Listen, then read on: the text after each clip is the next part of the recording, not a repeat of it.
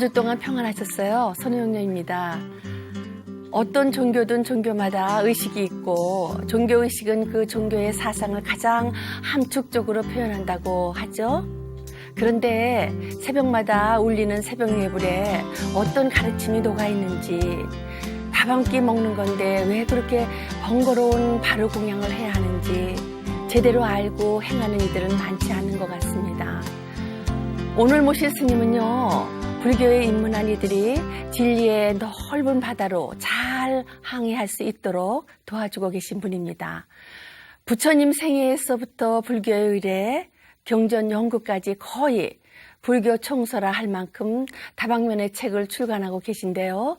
일산 원각사 주지이며 중앙대 개곤 교수이신 정각 스님 모셨습니다. 스님 어서 오십시오. 뵙고 싶었습니다. 안녕하세요. 네. 스님, 그 원각사 이름을 가진 그 절이 많잖아요. 네. 근데 스님이 계신 그 원각사는 일산에 있는 절이네요. 네, 일산. 근데 어떤 사찰인지 원각사 소개부터 좀 해주세요. 원각사는 지금 순천 송광사의 발사로 있습니다. 네. 10여 년 전에 제가 이제 그쪽 처음 이 포교당을 청건을 해가지고요. 네. 지금 이 동대병원 옆에 네. 이 원각사 땅에다가 또 다시 땅을 만들고 해서 이 일산에 이제 2개의 원각사가 지금 있습니다. 근데 스님은요, 사실 저 원각사에서 도심 포교 활동도 활발하시지만요. 네. 원래 정각 스님 하면은 일찍부터 불교의 의례를 연구하고 오신 스님으로 정평이 나 있지 않습니까? 네. 그런데요, 불교 의례를 연구하게 된 그 특별한 동기가 있으실 것 같아요. 특별한 동기라고 하는 것은 네. 물론 이제 이전부터 의례에 관련된 많은 관심은 있었지만은 이걸 학문적으로 연구하게 되었던 것은 그게 아마 이제 95년도였던 것 같아요. 네. 이 95년도 제가 이제 이 불교학과 박사 과정을 공부하고 있었던 당시였었는데 그때 이 불교학과하고 그 다음에 이 연극영화과 이 김홍호 교수님께서 네. 이제 이 불교학과의 교수님들하고 이 통합 연구, 그러니까 이제 각각 다른 분야의 어떤 테마를 통합적으로 해서 이 불교의 어떤 의식을 조명해보자라고 하는 네. 이 프로젝트를 진행을 했던 바가 있었거든요. 네. 그래서 그때 학술진흥재단에서 이 연구 공모를 해서 이제 시작을 하게 됐는데 그러다 보니까 이 불교에 대해서 평소에 어느 정도의 좀 안목과 관심을 갖고 있는 스님이 좀 합류를 했으면 좋겠다 해서 저한테 요청이 와가지고요. 네. 이 본격적으로 학문적인 측면에서 의식을 접근을 하게 되었던 것 같습니다. 그때. 네. 그러니까 불교 의례가 다양하고 역사가 깊은 것에 반해서요, 사실. 네. 예전에는 뭐 의례를 연구하는 분들이 많지 않으셨잖아요. 네. 그런데 요즘은 그럼 어떻습니까? 많이. 그 이전에만 해도 이 한국 불교의 전통에서 본다면요. 네. 이 불교 의례라고 하는 것이 이 불교의 어떤 일종의 바닥에 깔려져 있는 이 생명력과도 같은 그런 힘을 갖고 있기 때문에 네. 그 옛날 뭐 백파긍선이거나 수많은 이 교학을 담당했던 스님들께서 이 불교 의식의 이 전문가이시기도 하곤 했었거든요. 네. 그래서 불교 의식이라고 하는 것이 이 조선조일에 상당히 많은 발전을 가져오고 했었는데, 그리고 이 근세에 있어서도 물론 저기 전에 이 충무원장을 역임하셨던 지관 스님 같은 분들, 아니면 홍윤식 교수님들, 그리고 저기 지금 이 동국대 보강 스님, 그러한 분들에 의해 가지고 이제 학교에서 동국대에서 불교 의례라고 하는 과목이 강의가 되곤 했었거든요. 물론 이제 그 강의를 제가 이어받아 가지고 담당을 하긴 했습니다만은 그냥 이 편린적으로 많은 부분들이 근세에도 이 학문적인 연구가 조금은 행해졌던 바가 있었는데요. 제가 이 한국의 불교 의례라고 하는 책을 한 8년 전쯤인가 출간을 했었는데 그 책이 나오기 전까지는 이제 종합적인 학문적인 측면에서의 검토가 조금 없었던 것 같습니다. 그러다가 그 이후에 이제 이 한국 불교의 청교에 관련된 연구, 아니면 한국 음악에 관련된 연구, 아니면은 이제 한국 불교의 어떠한 문화에 대한 연구를 행하는 과정 속에서 그 저변에 깔려져 있는 그 정신이 뭐냐, 그걸 연구를 하다 보니까 이 불교 의례라고 하는 것이 좀 더 활성화가 되어지고 학문 분야에 있어서도 많은 사람들이 그 테마에 접근을 하는 것 같습니다. 네, 앞에서도 말씀드렸지만요, 종교의식은요, 그 종교의 사상을 가장 상징적으로 표현하고 있다는데요. 타 종교하고 비한다면 우리 불교의식만의 그 특징이 있다면 어떤 걸 말씀드리고 있습니까? 이 불교에서의 의식이라고 하는 것은 네. 우선 이 교리적으로 본다면은 이게 신구의 삼업의 청정이라고 하는 것과 관련을 맺고 있습니다. 네. 우리 중생들이 세상 살면서 신업과 그 다음에 구업과 의업이라고 하는 그 세 가지 업을 짓게 됨으로써 그것이 업의 근원이 되어지고 끝없는 윤회의 근간이 된다라고 얘기를 갖다 하고 있는데요. 근데 이 불교 의식의 어떤 근간이라고 하는 것은 그 신구의 삼업이라고 하는 것, 그것을 이제 신밀과 구밀과 의밀이라고 하는 그 멸교적 행법을 통해서 중생 삼업을 이 불보살들의 삼밀로 전환시켜서 현 순간에 내가 위치해 있는 곳에서부터 나를 저 멸교적 가르침에 의거해서 이 깨달음의 세계로 나아가게끔 만든다라고 하는 그런 의미가 있습니다. 그래서 이 불교의식이라고 하는 것은, 이 타종교의식이라고 하는 것은 일종의 이 존경의 예를 표한다라고 하는 것. 먼 어떠한 이 절대자 또는 머나먼 곳에 위치해 있는 그분에 대한 외경이라고 하는 것이 주가 되어져 있다면, 이 불교의식이라고 하는 것은 물론 그러한 것까지를 포함하고 있지만은 주된 정신이라고 하는 것은 내 자신 스스로의 삼업을 삼밀로 전환시키는 내적 수행 원리와 관련을 맺고 있지 않느냐, 네. 그런 생각을 할 수가 있습니다. 삼업 그러면 이제 신구업 이렇게 말하면 네. 우리는 좀 알지만은 보통 분들은요 그렇게 말하면 그 한문 용어라 그러는지 잘 어린애들은 잘 모르거든요. 네. 그래서 그거가 이제 조금 쉽게 하면 입하고 입과 그 다음에 이 어떤 우리의 몸과 입과 나의 생각으로서 네. 수많은 잘못을 저지르고 있다 이거죠. 예. 그것을 좀 더 이 승화시키고자 하는 그러한 노력, 그러한 것들이 밑에 깔려져 있기 때문에 어떠한 맥락에서는 이 불교 의례, 의식이라고 하는 것은 그 맥락에서 본다면은 이 수행적인 차원과 관련을 맺고 있구나 생각을 할 수 있다는 얘기죠. 네, 그러니까 어려서부터 몸가짐을 제대로 하고 말 언행을 제대로 하고 그게 이제 습관이 되면 다 내 것이 되듯이 우리 불교에서 미리부터 이렇게 어려서부터 가르쳐 주듯이 그런 수행법을 가르쳐 주는 곳이다. 이렇게 네, 이 알면 될까요? 불교에서의 어떤 가장 중요시 여기고 있는 이 계정의 삼학이라고 하는 게 있잖아요. 네. 이 계를 지킨다. 계를 지키게 되면은 마음의 안정이 찾아온다 이거죠. 그 마음의 안정 가운데서 고요한 마음 가운데서 이 참된 지혜가 생겨져 나온다. 그런 얘기를 하고 있잖아요. 근데 이 불교 의식이라고 하는 것은, 불교 의례라고 하는 것은 어떤 맥락에서 본다면은 이 계라고 하는 것, 그걸 기본으로 하고 있다 생각을 할 수가 있거든요. 이 불교의 어떤 계라고 하는 것이 이 산스크리트어에서 시라라고 얘기를 갖다 하고 있는데, 시라라고 하는 것은 수행이라고 번역을 하고 있기도 하거든요. 또한 비나야라고 하는 율이라고 번역되고 있는 단어가 있는데, 이 계와 율을 통해 가지고서는 이 브라티목샤, 브라제 목차, 이 목샤, 해탈이라고 하는 상황에 조금 더 근접해 나간다라고 하는 의미를 발견할 수가 있게 되는데, 아마 불교 의례, 의식 그 속에서 그에 따라 가지고 살아간다라고 하는 것, 그것은 아마 이 계정의 사막 가운데 계라고 하는 측면과 상당히 연관이 되는 것 같습니다. 네.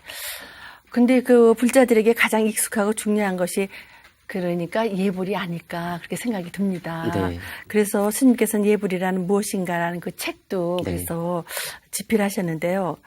그럼 예불 의식의 그 의미와 가치에 대해서 정리 좀 해주세요.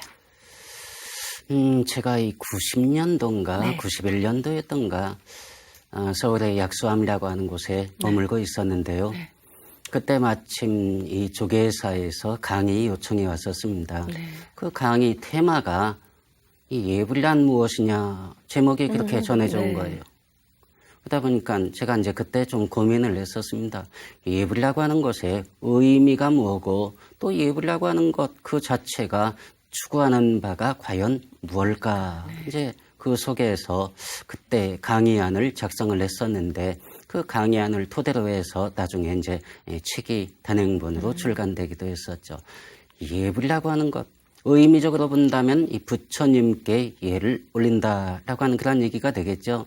이 부처님께서는 지금으로부터 이 2500년 전에 이 세상에 살다 가셨던 한 역사적 인물, 그 역사적 인물에 대한 예를 올린다라고 하는 것은 그 예뿐만이 아니고 나 역시 그러한 분과 같아질 수 없는가 하는 일종의 삶의 모델을 내 스스로의 마음 가운데 제시한 채 그 목표점으로 향해서 나아간다라고 하는 것. 그게 아마 예불이라고 하는 그 바탕에 깃들어져 있는 총체적인 의미성이 아닐까 생각할 수가 있습니다. 그러니까 부처님께 절을 한다라고 하는 것, 그것을 넘어서 나 역시도 그 역사적 인물 부처님과 같은 그 동일한 완성된 인간성 가운데 합류되기를 기원한다라고 하는 측면이 우선 그 바닥에 깔려져 있는 것 같습니다. 네, 진짜. 그러니까 그때 그 자꾸만 연습을 해야 되겠어요. 마음을 자꾸만 돌리면서 좋은 마음을 가지면서 예불을 드려야 될 것 같아요. 그렇죠? 그래서 그런 네. 의미뿐만이 아니고요. 이 우리가 예불을 할 적에 예배라고 예배, 하잖아요. 네. 절배자, 절을 네. 하고 있는데 이 절을 한다는 것은 또 뭘까? 절을 한다는 것은 우리가 흔히 이 신체 가운데 이 세 개의 중요한 차크라라고 하는 것이 네, 있다라고 합니다. 네. 흔히 뭐 상단전, 중단전, 하단전 그런 얘기를 하고 있잖아요. 네. 근데 이 상단전이라고 하는 것이 가장 중요한 것일 건데 우리 양 미간 사이에 네. 상단전이 형성되어 있단 말이에요. 여기에요. 근데 이 절을 하면서 네. 절을 하게 되면은 자연스럽게 그 상단전 그것이 이제 당에 또는 우리가 예를 올리는 대상자 또는 대상물에 맞닿게 되는데 그러한 행위를 통해 가지고 그 예경자에 대한 아니면 성스러운 어떠한 에너지에 대한 그 예를 올리면서 그 성스러움의 그 기운이 나의 몸 가운데 어느 정도 이 흡입해 들어오기를 기원한다라고 하는 측면과도 연관이 있어 보이고 그렇습니다. 그래서 저 어른 스님들께서는 하루 3번 예불만 잘해도 성불할 수 있다고 하시던데 예불의식의 수행적 측면도 그럼 그건 어떻습니까? 수행이라고 하는 것, 아까 제가 이제 말씀, 쉬라라고 하는 쉬라, 것을 네. 말씀을 드렸지만은 네. 이제 삼시 예불, 물론 이 예불이라고 하는 것이 지금 현재 남아있는 여러 기록을 네. 종합해 본다면은 이제 중국에서의 경우에 이 송나라 때 이 사명지례라고 불리웠던 이 천태학의 네. 중흥자가 계셨는데 이 사명지례의 그 어떤 이 생애를 살펴보게 될 것 같으면은 육시예불이라고 하는 것이 등장을 하고 있거든요. 하루에 6번을 예불을 행했었다는 그런 얘기죠. 네. 6번이 언제죠? 그래서 이제 우리가 이 금강경을 공부할 적에 어떤 시간을 정하는 어떤 방법이 있는데 거기에서 우리가 이제 자축인묘진 서미 신유술에 네. 하고 있는데 그걸 그 12간지에 따라서 하고 있는데 그걸 갖다가 이제 2시간 2분씩 그걸 갖다 나누어서 6시가 되고 있는 거죠. 네. 그러니까 예불을 하는데 이 잠자리에 들기 전에 예불을 하다가 조금 잠에 들어 있다가 또 다시 일어나 가지고 예를 올리고 또 다시 잠에 들었다가 또 다시 그러한 식으로 그 번을 하루의 일과 가운데 나누어서 행했던 예가 이 중국 불교에서는 발견되고 있거든요. 근데 이 한국 불교의 경우에 있어서는 육시예불이라고 하는 것보다는 이게 이 신라 때의 이 통일 신라 때의 예가 이제 800년대의 예가 발견되고 있는데 거기에서 보면은 이 조석 예불이라고 하는 걸로서 네. 아마 통일 신라 때부터 우리나라에서는 행해졌던 것 같습니다. 물론 이 고려 시대에 이 보조 스님의 개초심학 입문 가운데서도 이 조석 예불에서 아침과 저녁에 행하는 예불에 대해서 얘기를 갖다 하고 있는 걸 봐서 아침과 저녁 또는 그 이전에는 삼시 또는 육시 예불을 행했었는데 그 예불이라고 하는 것은 어떠한 맥락에서 보면 내 자신의 어떤 생활의 중심이 되어지는 그 부월로서 이해를 할 수가 있잖아요. 아침에 일어나면서 부처님과 더불어서 눈을 뜨고 또한 이 일상 가운데서 언제나 부처님과 더불어서 예불과 더불어서 삶을 살아가고 또한 잠자리에 들면서 부처님께 예를 올리고 옛 스님들 같은 경우에 있어서는 모든 생활 자체가 부처님과 더불어서 행한다 하게 될 것 같으면 그러한 자의 생활 가운데에서는 이 삶의 오류랄까 그러한 것이 아마 적어지지 않을까. 그 자체가 그러한 맥락에서 본다면 언제나 부처님 같이 함께 생활할 수 있다면 그것이 바로 이 수행의 의미가 아닐까 그런 생각을 또 해볼 수가 있겠죠. 근데 스님이 이렇게 불교뿐만 아니라 부처님의 생애 그 성지 순례까지 뼛속 깊이 정말 부처님 제자이신데요.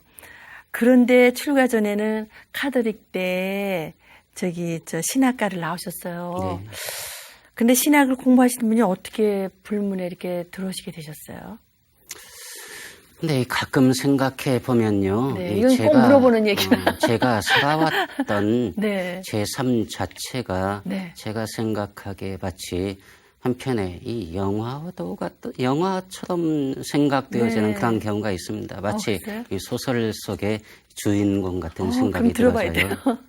왜냐하면 참 뭔가가 좀 특이하죠. 네. 이력이 조금 특이한 측면이 있는데 사실은 제가 이제 중학교 1학년 때 이제 저희 어머님께서 이제 돌아가시셨었는데 네. 아마 나중에 나이가 들어서 생각을 하다 보니까는 이 한 사람의 이 죽음이라고 하는 것, 그 죽음을 일찌감치 접한다라고 하는 것은 아마 그 사람의 어떤 내면을 이 어떤 종교적인 감수성으로 이끌어가는 그 바탕이 되는 것 같습니다. 네. 제가 중학교 1학년 때 저희 어머님의 이 어떤 죽음을 목격하면서 그 인간의 어떤 삶이라고 하는 것, 이 죽음 또한 죽음 이후의 세계라고 하는 것은 과연 뭘까? 어떤 종교성이라고 할 그런 감수성이 일찍부터 싹이 텄던 것 같습니다. 네. 그래가지고 제가 중학교 3학년을 졸업할 때쯤, 물론 그 이전에는 너는 나중에 뭘 할 거냐 그러면 이 고고학자가 될 거다라고 네. 언제나 얘기를 했었거든요. 그러던 것이 중학교 3학년 때부터 뭔가가 이 삶의 목표가 조금 바뀌어졌습니다. 그래서 원래 이 집안이 가톨릭이었었는데 그래서 이 뭔가가 일상적인 삶을 떠나가지고 이 신부가 되고 싶다라고 하는 그런 얘기를 갖다가 이 아버님께 말씀을 드리고 이 신학교에 고등학교 때부터 가게 됐었어요. 네. 그래서 고등학교 3학년을 졸업하고 그 다음에 이제 또 아주 자연스럽게 그 고등학교를 소신학교라고 했었는데 소신학교를 졸업하고 대신학교, 지금 현재 이 가톨릭 대학의 신학과를 가는 것은 아주 자연스러운 네. 길이었었으니까요. 해서 신부가 된다라고 하는 것이 어려서부터 제 어떤 종교성과 더불어 가지고 아주 자연스럽게 연결이 되었었다. 그리고 제가 이 젊었을 적엔 이 헤르만 에세이 책을 네. 상당히 좋아했었어요. 네. 근데 헤르만헤세의 책을 읽다 보니까 이 종교적 감수성이라고 하는 것, 그것이 또한 내 자신을 그와 비슷한 삶의 양태로 이끌어가지 않았느냐, 이제 그런 생각이 들었었는데, 제가 이 가톨릭을 오랫동안 그 어떤 배경 속에서 살면서 이제 많은 이 혼란이 생겨났던 적이 있었습니다. 이 어떤 교리적인 측면 가운데서. 제가 특히 이 철학이라고 하는 학문 체계를 상당히 좋아했었고, 또한 내면적인 사고를 행하기를 좋아했었고요.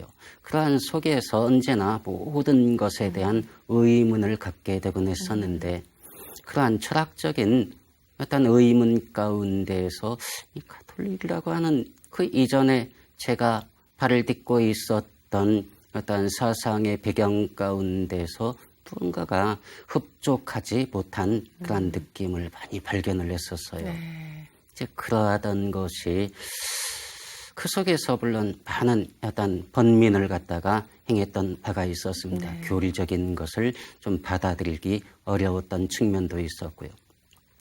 그러던 과정에 우연치 않게 이 헤르만 헤세의 책 가운데 유희라고 번역된 한 권의 책을 만나게 되었었는데, 그 책 가운데서 묘사하고 있는 어떠한 상징적인 세계로서 카스탈리엔이라고 불리우는 세계가 그려지고 있거든요. 그 카스탈리엔이라고 불리운 그 세계가 저한테는 아주 적합한 미지의 동경의 세계로서 등장을 하게 되었었어요. 네. 그렇다면 그 카스탈리엔이라고 불리우는 그 미지의 세계가 과연 어디에서 발견되어질 수 있을까? 네. 그러한 생각을 하면서 아주 여러 가지 이제 어떤 궁금증, 번민 가운데 담겨져 있었었는데, 그 카스탈리엔이라고 하는 것이 아마 이 동양적인 사상, 이 동양의 종교, 그리고 그 장소로서의 카스탈리엔이라고 하는 것이 그게 어딜까? 이 사찰, 이 고찰 가운데서 그 정신을 찾을 수 있지 않을까, 이제 그러한 생각이 들었습니다. 네. 그것이 아마 제가 가톨릭에서 이 불교회로 옮아오게 된 바탕이 되었던 것 같아요. 네. 그래서 이제 그 다음에 다시 불교 공부를 다시 시작하셨군요. 그때 불교를 이제 송강사에서 네. 이제 행제 생활을 마치고 그 다음에 사미계를 받고서 아주 자연스럽게 송강사 강원에서 네. 공부를 하곤 했었는데요. 그 당시 송강사 강원에서 공부하면서 이제 제 나름대로 시간표를 정해가지고 하루에 1시간은 빨리어 공부를 혼자서 했었고, 네. 또 1시간은 산스크리트 공부를 했었고, 또 1시간은 이제 이 서장어, 곧 티베터 공부를 했었고요. 또 1시간은 한문 경전 공부를 했었고, 네. 또 1시간 정도는 이제 불교에 관련된 기본서를 읽으면서 이 불교에 대해서 하나씩 이제 알아가는 그런 과정을 네. 상당히 많은 시간을 보냈었던 것 같아요. 네. 근데 제가 초창기에 절에 살면서 강원에서 공부를 하던 그 과정 속에서 보니까 제가 이 불교를 나름대로 체계화시켜서 이해하고자 했음에도 불구하고 이 체계적인 안내서들이 많이 발견이 안 되고 있더라고요. 네. 네. 그래서 상당히 좀 아쉬운 그러한 생각이 들었었는데, 이제 그러한 속에서 제가 하나씩 알아가고 있는 이 내용들이 저와 같은 사람들이 불교를 접할 적에 좀 더 쉽게 네. 다가갈 수 있는 그러한 방안을 아마 생각을 네. 했었던 것 같습니다. 그래서 아. 기회가 닿는 대로 이 불교와 관련된 네. 입문서 그런 걸 네. 만들어 봤으면 그런 생각을 하곤 했었거든요. 네. 그래서 통도사 강원을 졸업하시고요. 2년간 인도 여행을 떠나신 거로 압니다. 근데 스님께서 그때 인도 여행을 방랑이라고 표현하셨는데요. 부처님의 제자로서 맞이하는 그 인도 여행은 감회가 새로웠을 것 같은데 어떠셨습니까? 제가 이 송광사에 살다가 통도사 강원을 졸업하고요.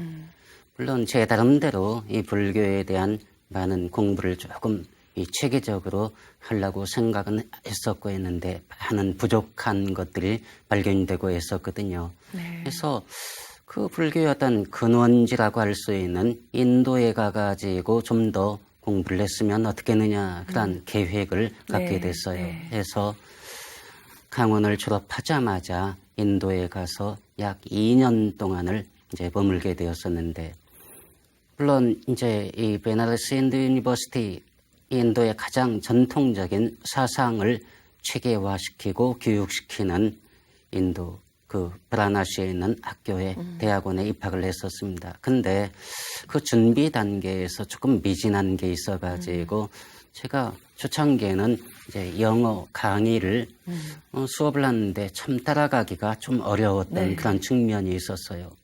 그 다음에 또 하나가 문제가 있었던 것이 인도의 기후적인 것에 제가 적응을 잘 못했었거든요. 그래서 인도에 간 지 6개월 정도가 지나자마자 몸이 아주 급격하게 좋아지질 않아가지고요. 네. 그래서 큰 병이 났었던 네. 데가 있었습니다. 그래서 거의 6개월 이상을 이 침상에 누워서 살다시피 하고 그런 상황에 떨어지고 말았었거든요. 그러다가 이제 몸을 추스리는 가운데서 지금 이 상태에서는 인도에 좀 더 머무는 것이 조금 무리가 찾아오겠다 싶은 생각 속에서 몸을 추스려서 다시 한국으로 올 걸 계획을 했었습니다. 근데 그저 한국에 오게 된다면은 저를 아는 사람들이 인도에 공부하러 간다라고 하는 사람이 무언가가 학문적인 성과도 없이 한국에 빈손으로 돌아왔다라고 하는 얘기를 듣고 싶지가 않아가지고요. 제가 오기 전에 사실 그 이전까지 제가 이제 90년도에 인도에 살았었는데 그 당시에 물론 인도를 찾는 사람들이 많지도 않았지만 인도에 관련된 종합적인 어떤 안내, 어떤 책자가 전혀 존재하지 않았었습니다. 그래서 제가 한국에 다시 돌아오기 전에 이 인도의 어떤 불교 성지에 관련된 총체적인 이제 학문적인 어떤 종합 어떤 안내서 그런 걸 하나 써서 그거라도 들고 한국에 갔으면 좋겠다 그런 생각이 들어가지고요. 약 100일 정도에 걸쳐가지고 원고를 작성하고 한 2달 정도를 이제 곳곳을 순례를 하면서 사진을 찍고 해서 그걸로 나중에 이제 책으로서 인도와 네팔의 불교 성지라고 하는 책이 나오긴 했습니다만은 이제 그걸 한 권을 갖고서 2년 동안 살던 인도를 떠나왔었거든요. 그러니까 최종적인 견지에서 볼 적엔 애초에는 공부하러 갔다라고 하는 사람이 공부의 어떤 과정을 마무리 짓지 못하고 그저 인도의 성지 곳곳을 떠돌면서 온 꼴이 됐었어요. 그러다 보니까 제 어떤 양력 가운데 인도에서의 학업이라고 하는 걸 써놓을 수가 없고 다만 인도에서의 어떤 방랑 기간 또한 그 속에서 그 어떤 여행을 통해 가지고 인도의 시간을 통해서 제 나름대로 얻어진 것들도 많이 있었기 때문에 그 방랑 가운데서 많은 내면의 어둠 또한 있었지 않느냐 해서 방랑이라고 하는 그런 표현을 갖다가 쓰곤 했었습니다. 네, 그래서 스님께서는 그래도요, 불교학과에서요, 이거 뭐 철학 박사 학위를 받으신 뒤에 또 대학원에서 불교 미술 사학을 공부하셨습니다. 네. 부처님 생에서 천수경 또 연구, 그리고 불교 의례까지 저서도 다양하신데요. 스님께서 지향하시는 그 학문적 방향은 어떤 것입니까? 제가 이제 인도에서 이제 제대로 공부를 못하고 돌아와 가지고요. 다시 동국대 불교학과 이제 석사 과정부터 다시 공부를 했었습니다. 그래서 석사 과정을 마치면서 원래 제 계획은 이 불교 안에 수많은 분야가 존재하고 있었는데 제가 이제 석사 논문으로서는 천수경 연구라고 하는 테마를 갖다가 이제 썼었는데 그리고 나서 그때 생각에는 이 불교의 수많은 학문 분야 가운데에서 유식학과 중관학이라고 하는 양대 산맥이 있거든요. 그 중에서 특히 이 중관학이라고 하는 것에 상당한 매력을 느끼고 해서 그쪽을 상당히 이제 관심을 갖고 냈었는데, 그랬는데 어떻게 하다 보니까는 이제 이 공부를 하는 과정 속에서 이 공부를 하다 보면 주변에서 어떠한 테마에 관련된 논문을 좀 써 주십시오. 아니면 어떠한 것에 대한 발표를 좀 해달라. 세미나에서 네. 그런 경우가 많이 있잖아요. 네. 우연치 않게 저한테 이 불교 의례와 관련된 어떤 강좌 또는 세미나 관련 또는 논문을 써달라고 하는 요청들이 오게 되더라고요. 네. 그러다 보니까는 아주 자연스럽게 제가 원래 계획했던 중관학이라고 하는 학문 체계 상당히 다뤄볼 만한 체계였었는데 그쪽에서 벗어나가지고 이 불교 의례라고 하는 것을 공부를 하게 됐어요. 또 그러다가 이제 제가 박사과정을 이제 마무리 짓으면서 또 이 불교 문화 또 문화재에 대한 많은 관심을 갖게 되었었거든요.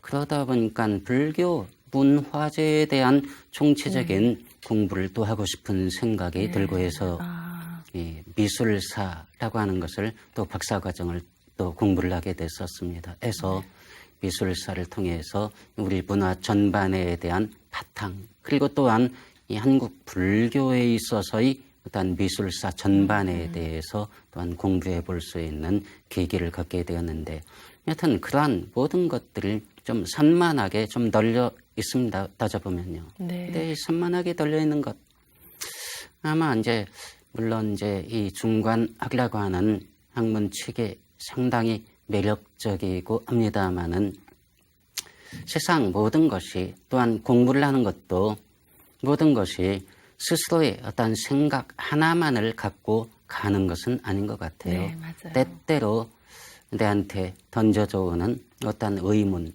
또한 그 제 개인적인 의문일 수도 있고 또한 저에게 부과된 어떤 밖에서의 어떤 의문일 수도 있고 그러한 것들을 그때그때마다 뭐 헤쳐가는 그 과정 속에서 살다 보니까 공부를 하는 것도 여러 가지 분야를 갖다가 다루게 되었던 것 같더라고요. 또한 네. 우리가 이 세상 살면서 보면은 인연이라고 하는 게 있잖아요. 인연이라고 하는 것은 아주 자연스럽게 찾아오는 것이거든요. 근데 우리가 반연이라고 하잖아요. 네. 반연이라고 하는 것은 이제 보조 스님께서 부득 반연 이경이여다. 어떤 다른 경계에 반연치 말라라고 하는 얘기를 누차 강조하고 계시는데 반연하게 되면 이 반자가 등반할 적에 그 반자를 쓰고 있거든요. 그러니까 억지로 잡을 반자. 반연이라고 하는 것은 내가 해야 될 일도 아닌데 나에게 주어진 관련된 일도 아닌데 그것을 내가 억지로 나의 걸 만들어서 해야 되겠다라고 하는 것은 반연인데 이 인연이라고 하는 것은 아주 자연스럽게 나를 찾아오는 그러한 바탕 또 하나는 삶의 어떤 과제. 네. 근데 저한테는 여러 가지 어떤 테마들이 아주 자연스럽게 던져지게 되고 그때마다 그에 대한 하나의 해결책을 하나씩 만들어가고 그에 대해서 공부를 하고 또한 관심을 갖고 하다 보니까 좀 여러 가지 어떤 측면에 많은 관심이 생기게 되었는데 그게 어떤 여러 가지 인연이 네. 바탕이 돼 있는 것 같습니다. 네, 그러니까 굳이 반년 찾지 말고 오는 인연을 받아들여서 내 것으로 만들다 보면은 내가 생각했던 거하고 같이 이제 더 어울려질 수 있는 것 같아요. 그 생각하고요. 저도 네. 보니까요. 지금 그 인연이라고 하는 억지로 것은 잡으려면요, 거기에만 집착이 돼가지고요, 정말 내 것까지도 생각이 안 드는 것 같은데 네. 그냥 인연 따라서 오는 대로 하다 보면은 내 거 안 하는 것 같은데 내 거하고 같이 맞떨어지는 것 같은 기분이 들더라고요. 인연이라고 하는 것은 네. 전생과의 관련된 결과로서 네. 현생 가운데 찾아오는 것이다 라고 얘기를 하잖아요. 네. 아마 제가 어떠한 테마에 관심이 있다면 아마 그것은 전생 전생에 가운데 제가 마음을 꼭 해야 짓지 되는 못하고 걸. 네. 좀 더 나중에 어떻게 했으면 좋겠다라고 하는 그 이전부터의 내 자신의 원 그것이 아마 현생 가운데 아프다에게 인연으로서 찾아오는 것이 네. 아닐까 그런 생각이 들어지게 그래서 됩니다. 스님께서는요, 그렇기 때문에 미술사를 하셔서 고문헌을 많이 소장하고 계신 거로 아는데요. 불교 문헌뿐만 아니라 역사적 가치가 있는 그 독도요. 독도 그 지도 또 여러 좀 갖고 계시다고 들었어요. 근데 어떻게 독도 지도까지 수집하게 되셨는지 궁금하네요. 제가 이제 미술사 공부를 하다 네. 보니까 이제 문화재에 많은 관심을 갖게 네. 또 되잖아요. 그러던 와중에 그 인사동 또는 네. 이 장안평 그러한 곳을 기웃거리게 되었었는데 이 불교의 소중한 문화재 그리고 수많은 전적들을 그저 가게 한쪽 귀퉁이에 그냥 팽개쳐져 있는 듯한 그러한 느낌이 많이 들었던 적이 있었습니다. 네. 이 소중한 이 불교의 어떤 정신이 녹아져 있는 불교의 소중한 유물들이 저렇게 방치가 되어서는 안 참 되는데. 마음이 아프다 이거죠. 어떻게 해서라도 저거를 갖다가 원래 저것이 절 안에 소장되었다가 어떠한 경위를 통해서 그러한 가게 한쪽에 위치해 있는지는 모르겠지만은 그러한 것들을 하나하나 나름대로 힘이 닿는 대로 그걸 구입해 가지고 원래 있었던 이 절의 사찰 가운데 그걸 소장하는 것이 의미가 있겠다 해서 여러 이제 문화적인 문화재를 갖다가 이제 하나씩 소장을 해서 구입을 하고 이 절 안에 이제 모셔놓게 됐었거든요.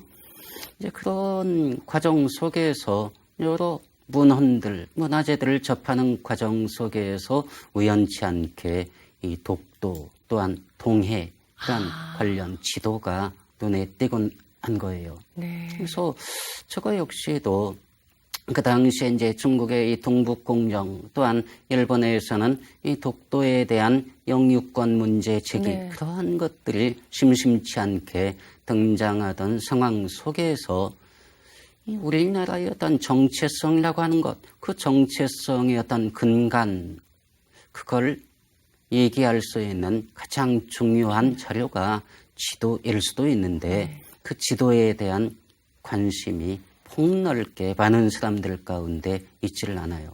그래서 우리나라의 어떤 정체성의 근간이 되어지는 그 지도, 그 중에서 중요한 어떤 지도 문헌들의 이 관심을 갖고 그걸 또한 소장을 하고 그걸 수집을 해야 되겠다. 그런 생각이 들어가지고요.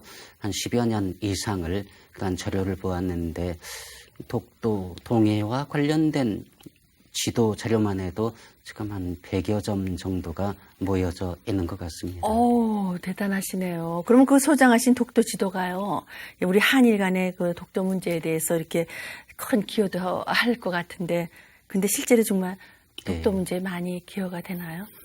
네, 이제 제가 소장하고 있는 자료 가운데에서는 아주 이 중요한 자료들이 상당히 좀 있거든요. 네. 그래서 이 중요한 자료들이 조금 소장이 돼 있다 보니까는 이제 곳곳에서 이 자료 요청이 와가지고요. 그걸 저희 지방에서 전시를 할 수 있게끔 해주면 어떻겠습니까? 해서 전시 요청이 오곤 합니다.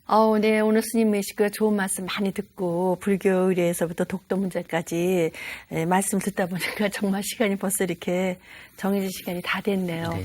그래서 좀 아쉽지만요, 마지막 질문 좀 드리겠어요. 스님께서는요, 학승의 길을 걸어오시면서 왕성한 집필 활동으로서 불교에 정리하고 계신데요.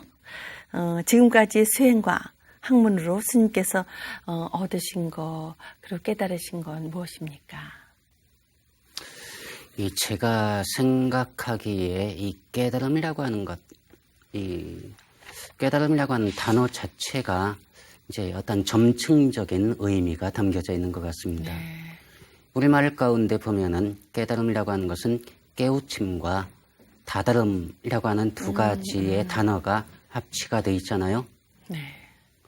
그 다음에 이 불교에서의 어떤 깨달음이라고 하는 것이 이제 산스크리트 가운데 프라티목시아라고 하는 단어로서 그 근접하게 이해할 수가 있게 되는데 프라티, 뭐뭐에 근접해 가다, 목시아, 해탈이라고 하는 상황에 근접해 나간다라고 하는 단어가 그 뜻에 담겨져 있습니다.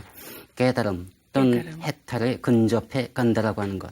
그것은 깨달음이라고 하는 것은 어느 순간 가운데 급작스럽게 나를 찾아오는 것이 아니고 지금 현재 내가 살고 있는 바로 이 순간 한 걸음 한 걸음 또 다른 차원을 향해서 나아가는 가운데 존재한다라고 생각할 수가 있거든요. 그런 맥락에서 본다면 깨달음이라고 하는 것은 지금 현재 내가 얻어 갖고 있는 상황이 아니고 끝없이 펼쳐지는 내 자신의 어떤 앞의 미래 가운데 존재하게 될 것이 아니겠느냐.